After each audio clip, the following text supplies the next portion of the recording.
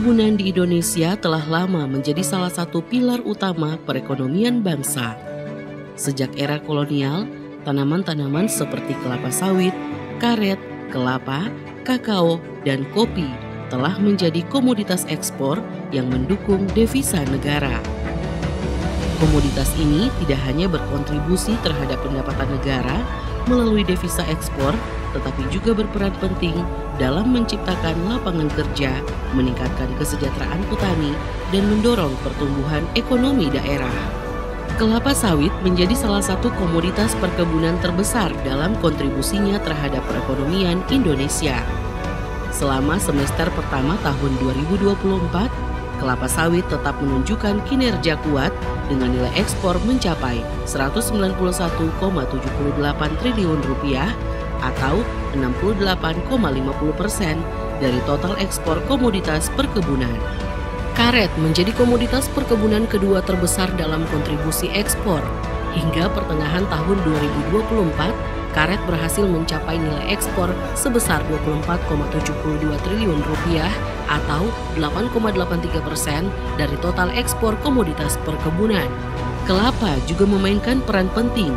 Sampai dengan paruh pertama tahun 2024, kelapa mencatat nilai ekspor sebesar Rp13,08 triliun atau 4,67% dari total ekspor komoditas perkebunan.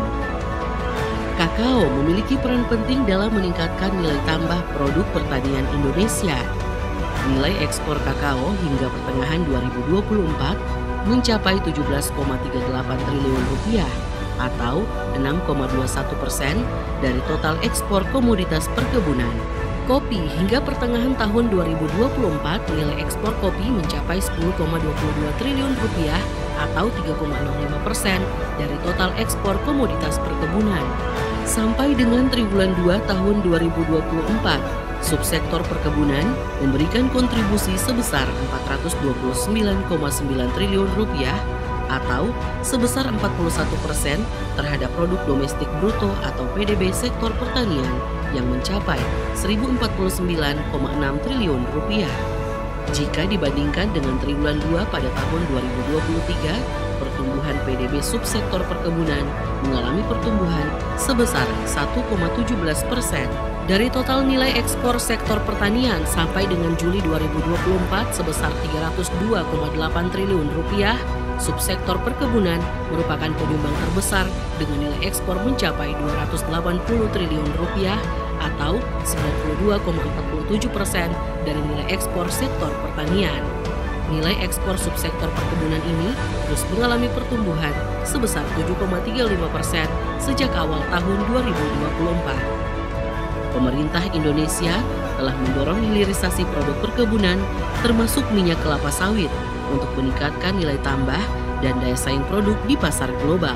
Upaya ini tidak hanya meningkatkan nilai ekonomi dari setiap ton kelapa sawit yang diproduksi, tetapi juga membuka lebih banyak peluang kerja dan meningkatkan pendapatan negara melalui ekspor produk dengan nilai tambah lebih tinggi. Salah satu terobosan penting dalam hilirisasi minyak kelapa sawit adalah pengembangan biodiesel. Program ini tidak hanya mengurangi ketergantungan pada bahan bakar fosil impor, tetapi juga mendukung kebijakan energi terbarukan dan menjaga keberlanjutan lingkungan.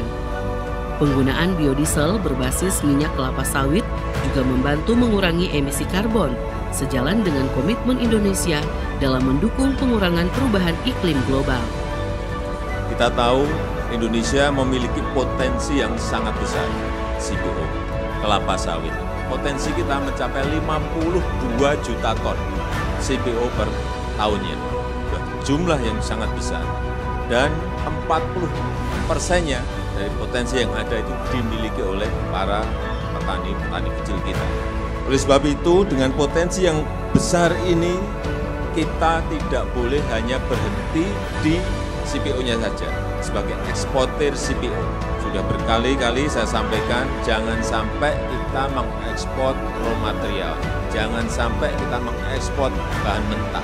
Hilirisasi, industrialisasi harus dilakukan dan harus kita paksa untuk dilakukan. Pengembangan biodiesel dari minyak kelapa sawit tidak hanya menjadi solusi energi bagi Indonesia, tetapi juga membuka pasar baru di dunia yang sedang beralih ke energi hijau. Melalui hilirisasi produk, khususnya minyak kelapa sawit untuk biodiesel, berperan ganda dalam mendukung perekonomian bangsa sebagai sumber devisa yang kuat dan sebagai pendorong transformasi energi menuju keberlanjutan.